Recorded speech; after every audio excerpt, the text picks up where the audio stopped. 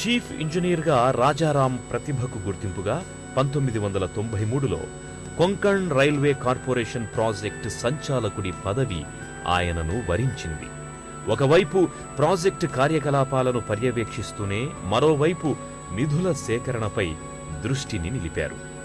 97 నుంచి 2005 దాకా నేను కొంకణ్ రైల్వే రన్ చేశాను. 26 జనవరి నేను ఫస్ట్ ట్రైన్ ఆ పెడ్నం టనల్ నుంచి తీసుకెళ్ళి, దాంట్లో చాలా పెద్ద రిస్క్ తీసుకున్నాను నేను, చాలామందికి తెలియదు అది మొత్తానికి సర్టిఫై చేయించుకొని దీన్ని ట్రైన్ అటు నుంచి ఇటు తీసుకెళ్ళి 26th కమిషన్ నేనే చేశాను. ఎందుకంటే అప్పుడు ఎలక్షన్స్ అవి వచ్చి ఓటింగ్ ప్రాబ్లమ్స్ ఉన్న కారణం ఎవరు పొలిటికల్ బాసెస్ ఎవరు రావడానికి వీల్లేదు.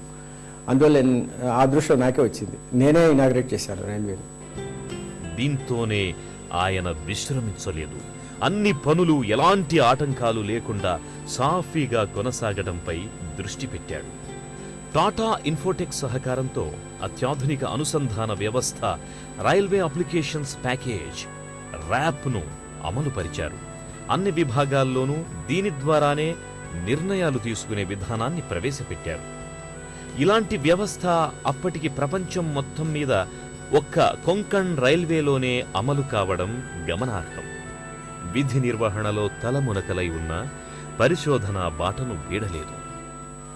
రాయల్ వీల్ ఇంటరాక్షన్లో కొత్త సిద్ధాంతాన్ని ఆయన ప్రతిపాదించారు. దీని ఆధారంగా తక్కువ కంకరతో ఎక్కువ బరువును మోసే పట్టాల టెక్నాలజీని రూపొందించి విజయవంతంగా అమలు చేసి చూపించారు.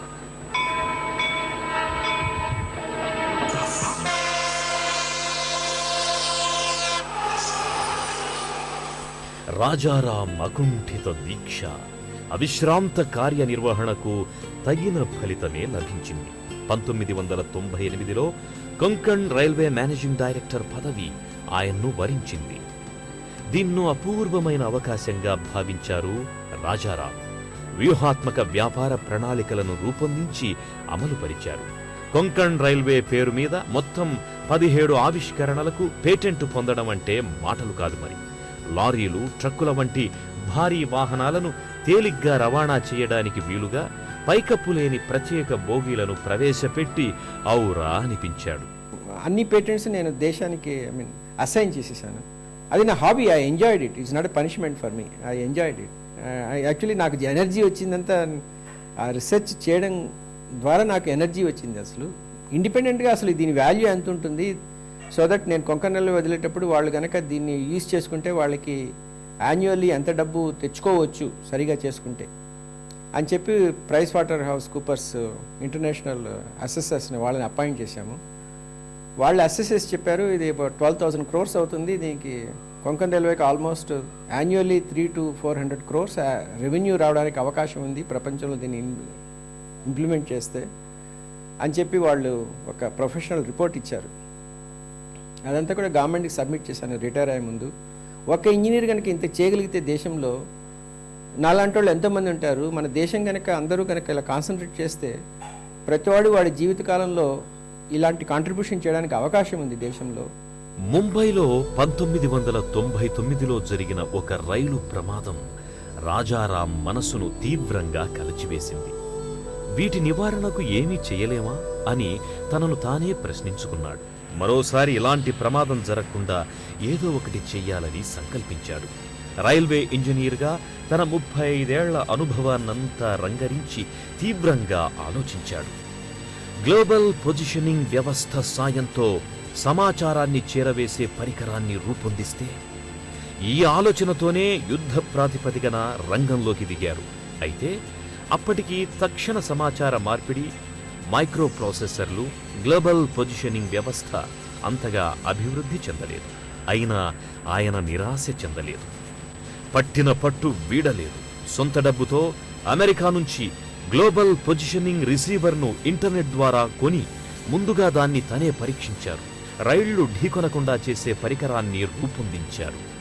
అదే యాంటీ కొలిజన్ డివైస్ ACD. ప్రయోగాత్మకంగా నడిపించి అందరినీ అబ్బురపరిచారు.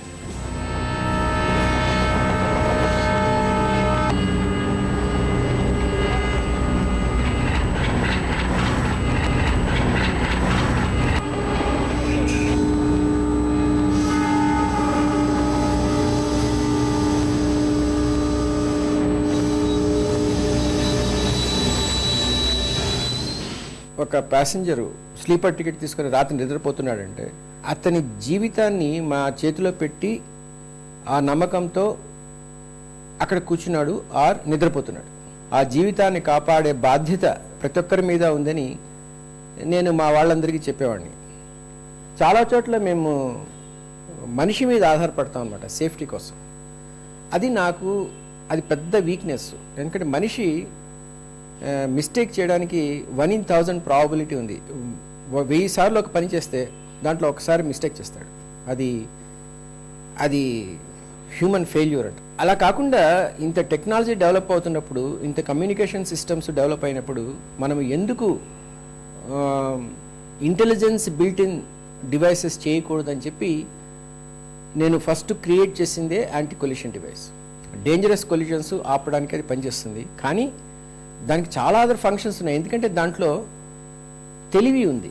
అది తెలివైన డివైస్, థింక్ చేస్తుంది అనమాట. అది ప్లస్ మాట్లాడుతుంది, ఇంకొక డివైస్ తోటి మాట్లాడుతుంది, నెట్వర్క్ చేస్తుంది. ఇప్పుడు దాంతో ఏమిటంటే అడ్వాంటేజు, ఇప్పుడు లెవెల్ క్రాసింగ్ గేట్స్ ఉన్నాయనుకోండి, లెవెల్ క్రాసింగ్ గేట్స్ దగ్గర ఎంతమంది ప్రాణాలు పోగొట్టుకుంటున్నారు. ఈ యాంటీ కొలిషన్ డివైస్ ఇన్స్టాల్ చేస్తే లెవెల్ క్రాసింగ్ గేట్స్ని ప్రొటెక్ట్ చేస్తుంది. అది it's not only anti collision device, అది లెవెల్ క్రాసింగ్ గేట్స్ని ప్రొటెక్ట్ చేసే డివైస్. దాంట్లో ఏమిటంటే రోడ్డు మీద ఏమైనా బ్లాక్ వచ్చిందా అది కూడా కనుక్కుంటుంది. ఎందుకంటే 2 ఇన్ఫ్రారెడ్ రేస్ ఉంటుంది అనమాట. ట్రాక్ మీద ఏదన్నా ఒక జీప్ కానీ ఏదన్నా ట్రాక్టర్ కానీ నిలబడిపోతే ఆ ట్రాక్ బ్లాక్ అయిందన్న విషయం ఈ డివైస్ కనుక్కొని, లెవెల్ క్రాసింగ్ గేట్ ఏసీడీ అంటాం దాన్ని, అది కనుక్కొని ఏదైనా ట్రైన్ వస్తుంటే ఆ ట్రైన్ ఏసీడీతో మాట్లాడి, చూడు బాబు ఇక్కడ ట్రాక్ బ్లాక్ అయిపోయింది, నీవు స్పీడ్గా వస్తే ప్రాణాలు పోతాయి, there is a danger, so slow down అని చెప్పి ఆటోమేటిక్గా బ్రేక్ వేస్తుంది. అక్కడ కూడా మనిషి మీద ఆధారపడదు అది. ఈ డివైస్లో ఏంటంటే ఎక్కడ కూడా మనిషి ఆధారం లేకుండా ఎలక్ట్రానిక్స్ మీద పనిచేసుకుంటూ 3 కిలోమీటర్ల దూరం దాకా కమ్యూనికేషన్స్ చేయడం ద్వారా ఏదన్నా ఒక ఇన్సిడెంట్ జరగాల్సిన దాన్ని ఆపుతుందన్నమాట. చేతిలో ఇమిడిపోయే కంప్యూటరీకరించిన ఈ పరికరానికి రక్షా కవచ్ అని పేరు కూడా పెట్టారు. దీన్ని కొంకణ్ రైల్వేలో విజయవంతంగా అమలు చేసి చూపించాడు. కొంకణ్ రైల్వే పేరు మీద దీనికి పేటెంట్ను కూడా తీసుకున్నాడు. ఇది అంతటితో ఆగలేదు. 2001లో రైళ్లు పట్టాలు తప్పకుండా నివారించే వ్యవస్థను సృష్టించారు.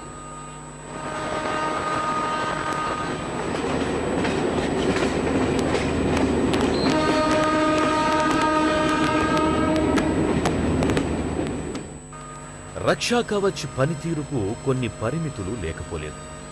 ఒకే చోట 5-6 రైలు మార్గాలుంటే ఇది అంతగా ఉపయోగపడదని విమర్శించిన వాళ్లు లేకపోలేదు.